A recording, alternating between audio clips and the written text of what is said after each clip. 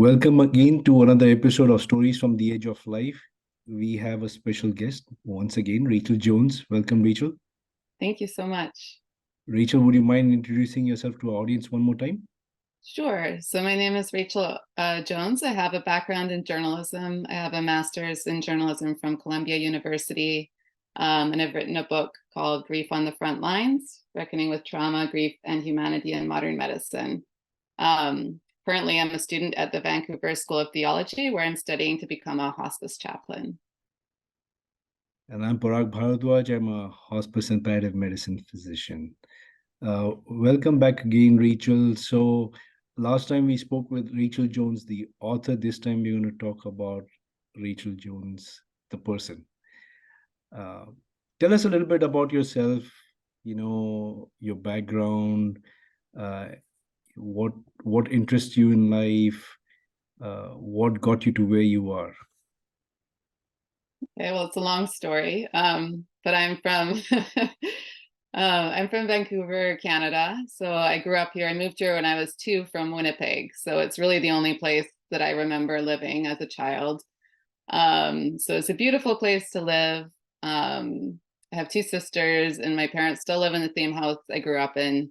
But I was always curious about other places and cultures. And as soon as I graduated from high school, I knew I wanted to go experience something different. So I applied to college in Portland, Oregon, but I also took a gap year in between. And I worked for a volunteer organization in Arusha, Tanzania for a year, where I taught preschool to 60 amazing and crazy little children. I don't think I was quite prepared for it. I was only 18, and luckily there was a local teacher who was a big help to me. But it was just such a wonderful experience. I lived with a host family there. I learned Swahili, although I don't remember it because it was so long ago now, and I haven't used it since. And I had the opportunity to just really connect with people on a community level. It was probably the most immersed I've ever been in another culture, before or since, because so often when you travel, you end up meeting other people from your own country. And even though you make local connections, in this case was very different in that almost everybody I knew was local. I didn't know anybody from other places. So that was a wonderful experience. And actually my host father at the time, this is kind of related. So he actually died in a bus accident 2 weeks before or a week or so before I left the country. So that was a big shock to the family, of course, and to me. But I was very struck by the manner in which people grieved there, and how much more it just seemed a lot more, it was much more communal and much more open. So, when we found out that he died, everyone came over to the house. Many people came over and just stayed there for 3 days, neighbors and friends and family. And everybody was cooking together in the backyard and wailing and sleeping in the house on the floor.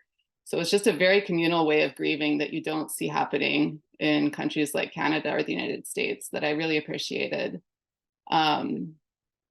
But I came back. I went to college at Lewis and Clark in Portland.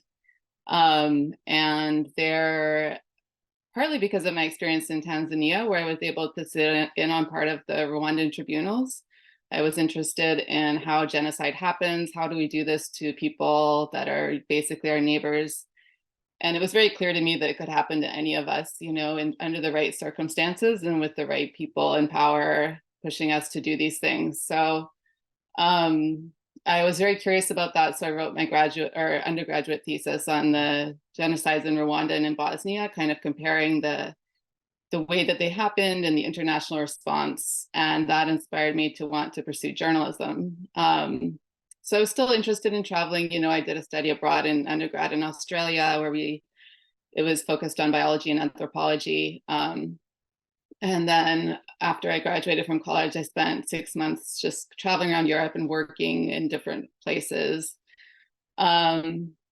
But those were more, the Australia trip was more educational, and the Europe trip was more exploratory and travel oriented. And I realized after that trip that when I traveled, I really wanted to have it be more like my experience in Tanzania, where I was settled somewhere and really got to know the people in the country better. Because I just felt that like running through a place and seeing the sights, as you know, as interesting as that can be, it starts to feel pretty superficial after some time. So I guess the next major place I went to was Venezuela, where I worked as a reporter after graduating from journalism school for 4.5 years. I didn't intend to stay that long, but I got a full-time job there, and then I just became very interested in what was going on and ended up staying for 4.5 years.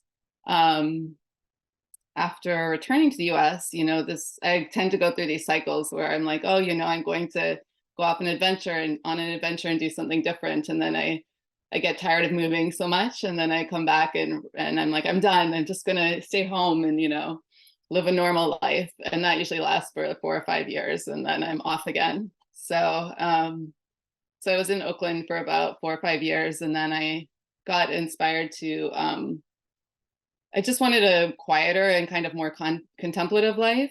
So I left Oakland. I got a car, my first car that I had ever owned in my mid-30s. And I went around the country and I worked on small family-run farms around the United States, and also did some freelance writing for money. So the farms were like a work exchange.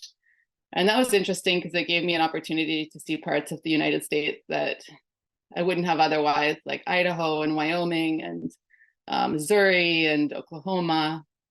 And in Oklahoma, I ended up at an interfaith spiritual retreat center where I lived and worked for a year and a half. And that retreat center was kind of affiliated with one, very loosely affiliated, was inspired by one that existed in India called Shantivanam in southern India. So the nun, it had been started by a Catholic nun who went over to visit a man named B. Griffiths, who had been kind of somebody he went over as a Christian monk intending to convert people in India. And then he really fell in love with Hinduism. And so he kind of became this man who embraced both religions. So this nun went over and studied with him for some time. And then she was like, we need a Shantivanam, which means forest of peace, in the United States. So she came back and started the Osage Forest of Peace in Oklahoma.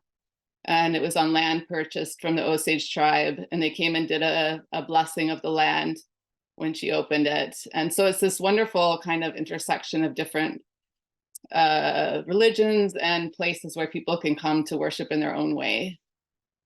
So I think that connection to India spoke to me. And then there was just some inspiration that I felt when I was there that, oh, I need to go to India at some point. And it wasn't like right now I need to go to India. It was just like at some point in the future, I think I'm going to go there. But I want to go when I have a lot of time because it's such a huge country and there's so much to see and experience there.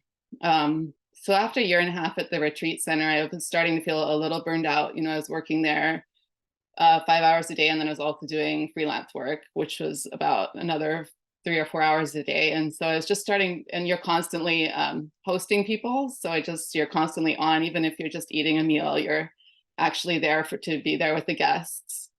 So I was feeling a little burned out, and I started to think, well, maybe it's time to take a break and do something different. And I thought, well, why don't I go to India now? Because I could work remotely there and it would give me a chance to just get some rest and see different places. And I really felt a pull for some reason to Kashmir. So I went to Kashmir. I started off in Nepal. I spent maybe 6 months in Nepal, and then I went up to Kashmir, and I went down from Kashmir through Dharamsala. I spent the most time in Kashmir, Dharamsala, India, and then in Tiruvannamalai and in Chennai. And I was there when COVID started. So I ended up kind of getting stuck there because I was supposed to leave every 180 days for my visa, but I wasn't able to. And so I had to get a special paper to leave. And so it just took longer, which was fine because I was working on my book at the time. So it was kind of like this little writing retreat set up that I had in Chennai where I was in this lovely family's a room in this lovely family's home. I stayed at Airbnbs all through India, and I would just stay there, and they would cook me these amazing meals for a few dollars, and I would take a walk every day, like take a break from work and take the same walk through the neighborhood. And so it was just this lovely sort of setup that worked really well for the work that I was doing. Wow, what an amazing experience you've had.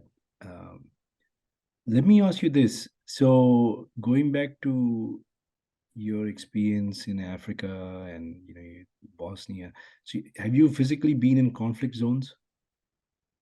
No, I would say probably, well, so I would say probably the most conflicted areas have been Venezuela, which it wasn't in a conflict in terms of a war or anything, but there was so much crime and it was very dangerous. And then in Kashmir, I was in Kashmir when it lost its autonomy. So, and I stayed for another 12 days after that. And so that was probably the most similar to a conflict zone that I've experienced. Yeah, because the title of your book, right, it says from the front line. So I was just wondering if there's a parallel there. Um, yeah, so now you are working to be a chaplain. Uh, One of the things I've noticed is that people who have had some exposure to conflict, they either become very hardened or they they find something that gives them more meaning, right? Mm. Do you feel the same because you've made such a shift, and part of it was because you wrote this book? Yeah, I do think I've made a shift, and I think it probably happened prior to writing the book. I think being in Venezuela for so long, I think I was pretty hardened by the end of that, and especially when you're so caught up in what's happening politically. I was so on top of every minute change in the political environment and the economy, and it makes you feel like you're really in touch with what's happening. But I actually feel like it's almost a dissociation, a way to dissociate, because you're not actually feeling anything emotionally. You're just trying to process everything intellectually. And something made me realize that. I don't know. I just started to realize how disconnected I felt from myself and from what was really true, which I don't think is entirely intellectual. And so, kind of in that process, I started doing more personal practices like meditation and um, trying to eat well, eating more healthy, um, started therapy, all kinds of things that I think really helped me get in touch with my feelings and my body again. I remember the first time I went to a Vipassana meditation retreat while I was in Venezuela, which is a 10-day silent retreat where you spend 10 hours a day meditating. So it's really intense. But the purpose of the meditation is to get you in touch with different parts of different sensations in your body. And I couldn't feel anything in the chest area or the belly area at all, which are the main feeling centers. And so I was like, something's wrong. Like, this is not normal. Um, so having done like a lot of work in that area over the years, I kind of reconnected. And I feel like once you reconnect, I feel like most of us dissociate from feeling too deeply because it's painful and the world is painful, and it's hard to process those emotions. And we're not taught how to do that. It's not part of our education. And so, but then we end up living life on this very surface level. So once I was able to reconnect with those feelings, then I feel like it's really hard to respond in the same way or to dissociate again. And so I think that made it possible for me to write this book, because I don't want to say that I related to what clinicians deal with, because my life is very different from what clinicians do. But I did understand the need to kind of separate yourself from the painful aspects of life, and the harm that can cause to you, an individual, and then the need to kind of reconnect, but also the challenges that come with that. So I think it made it possible for me to kind of delve into that subject in the book. Wow, it's a very loaded answer. Yeah, But you found your way, right? It's I amazing. did. So do you think you've done a 360 or a 180?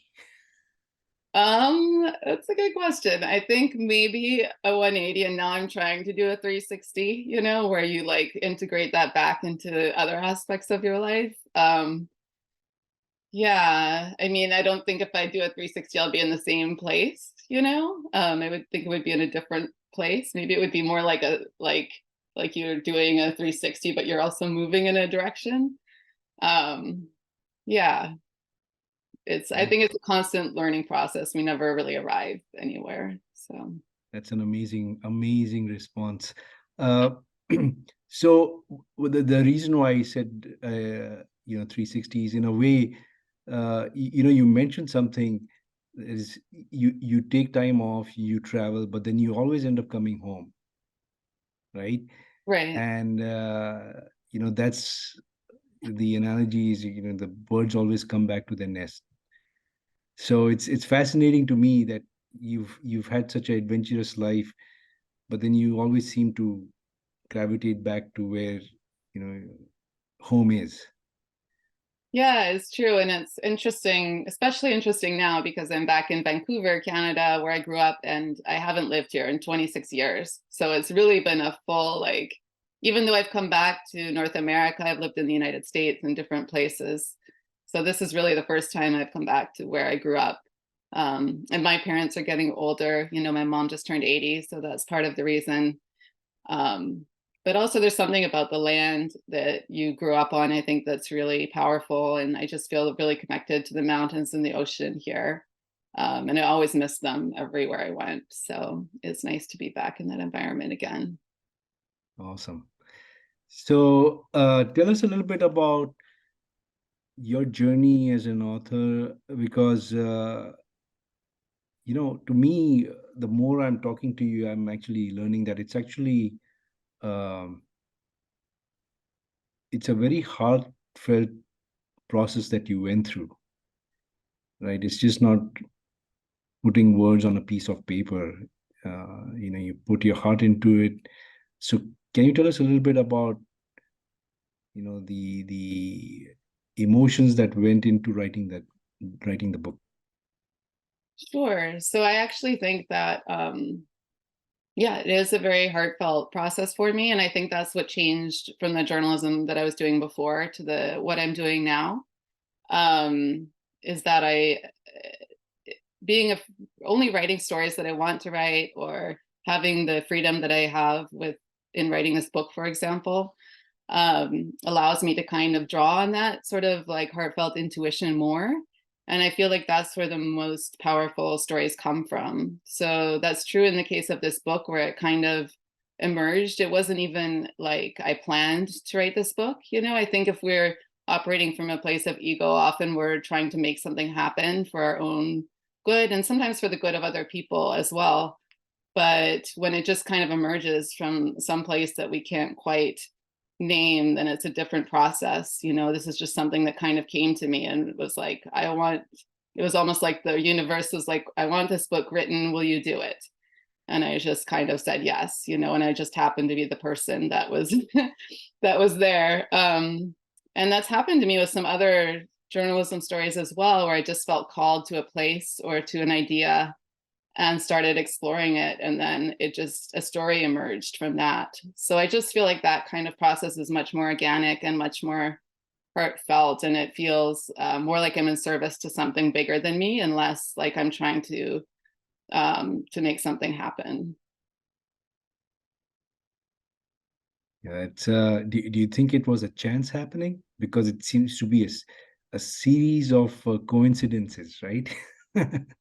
It If you does, describe it. yeah. I mean, I guess it depends what you think about coincidences, if it's a coincidence or if it's um, unraveling of some, Elizabeth Gilbert, the writer, she talks about ideas being alive, and that they'll come to a person, and if that person doesn't act on them, they'll go find another person. And I kind of see them that way, like there's something that wants to exist in the world. And maybe it came to me, and I happened to say yes. And if I hadn't, it would have gone to somebody else until it existed. And I do kind of think that there's some truth in that, some mystical quality to these things. Thank you. So, with all the experiences that you've had, the travels, writing the book, um, what's the common thread? What's life all about? Oh, just a small question.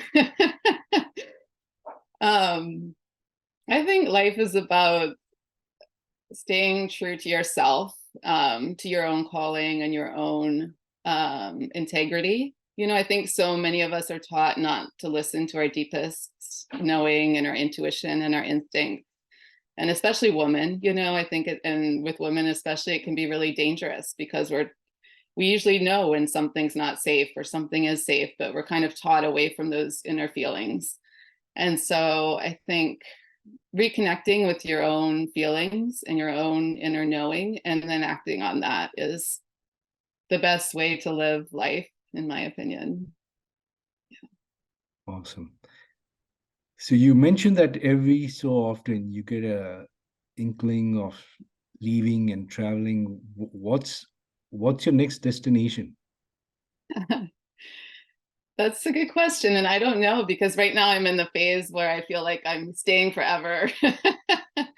So it's hard to say. I don't feel like I usually know until I know. And it's usually not something I would have predicted. So you might have to ask me again in 4 years. Fair enough. That'll be a good excuse to have you back. Wonderful. Yeah. Any parting thoughts or comments for our audience? Um, I guess I would say don't be afraid to take risks. You know, I feel like, and people working in hospice and palliative care probably understand this better than most that, you know, when people come to the end of their lives, the things they regret are not the things that um are not, you know, they don't look back and think about all the time they spent working or making sure their bank account was growing or those things, you know. So don't be afraid to take risks that might seem crazy to you even at the time if it's something that you deeply feel is right for you. Thank you very much. Very inspiring. And I would urge our audience to have a look at Rachel Jones's book. Um, and we look forward to having you back again if that's okay with you. I think there's so much to learn from you. Sure.